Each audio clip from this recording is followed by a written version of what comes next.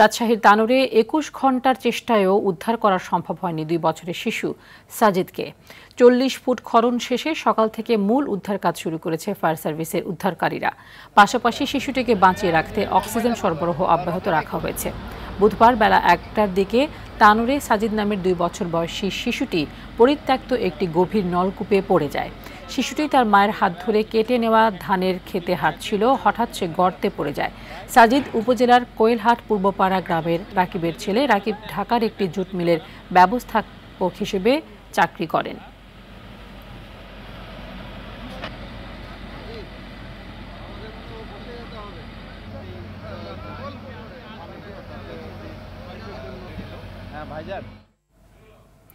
এ বিষয়ে আরো জানাতে রাজশাহী থেকে সরাসরি যুক্ত হচ্ছেন সহকর্মী আমির ফয়সাল। ফয়সাল, শিশু সাজিদ এখন কি অবস্থায় আছে, এরকম কোনো কিছু জানাতে পেরেছেন কিনা উদ্ধারকারীরা, এবং তার উদ্ধারের সর্বশেষ কি তথ্য আছে আপনার কাছে?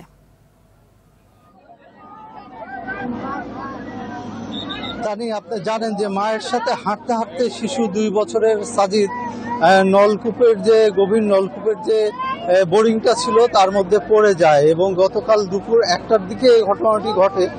এর পরেই কিন্তু ১:৩০-২টা নাগাদ ফায়ার সার্ভিস টিম চলে আসে এবং একের পর এক ৩টা টিম কিন্তু রাজশাহীতে এই তানোরের এই জায়গাতে যেখানে সাজিদ এই পড়েছে সেই জায়গাতে কিন্তু অলরেডি তারা এসে তখন থেকে কাজ করছে এবং নিরলসভাবে কাজ করছেন তারা, যেন তাকে উদ্ধার করা যায়। এই উদ্ধারের মধ্যে তারা কিন্তু এক্সকাভেটরও ইউজ করছেন এবং তারা এসে ব্যবহার করে কিভাবে সাজিদকে উদ্ধার করা যায় সেই দিকে কিন্তু তাদের মনোনিবেশ করে তারা তাদের কর্মকাণ্ডগুলো চালিয়ে যাচ্ছেন।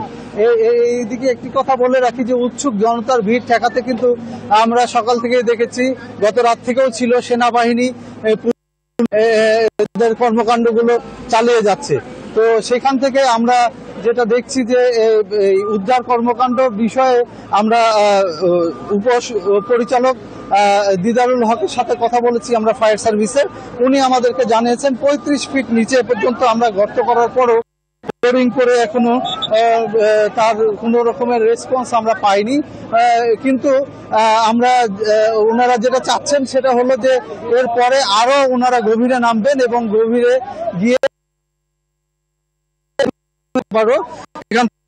মাটি খনন করে এই উদ্ধার কাজ চালানোর বিষয়ে তারা চেষ্টা চালিয়ে যাচ্ছেন এবং যেভাবে হোক না কেন জীবিত অবস্থায় সাজিদকে উদ্ধার করা যায় কিনা এই বিষয়ে তারা তাদের প্রচেষ্টা চালিয়ে যাচ্ছেন। আমি কথা বলেছিলাম সাজিদের মায়ের সাথে, খুবই মুমূর্ষু অবস্থার মধ্যে উনি বারবার তার ছেলে হারিয়ে যাওয়ার সময়কার ঘটনাটাই বর্ণনা করছেন এবং খুব কান্না জড়িত এবং আবেগঘন অবস্থার মধ্যে তার মা কিন্তু সেখানে তার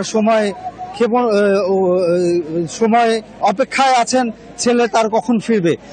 কিন্তু এদিকে আসো, এদিকে আমরা উৎসুক জনতার মধ্যে দেখছি যে তারা কালকে থেকে কিন্তু আজ পর্যন্ত একদম এখানেই দাঁড়িয়ে আছেন এবং তারা দেখছেন উদ্ধার তৎপরতা। এর মাঝামাঝি যে পুলিশের সাথে আমি কথা বলেছি তারা আমাদেরকে আশ্বস্ত করেছেন যে নিরাপত্তা সার্বিক ব্যবস্থাগুলো তারা দেখছেন এবং তারা যেভাবে হোক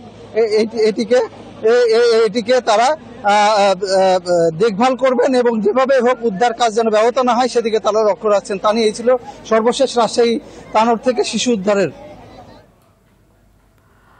ধন্যবাদ আপনাকে।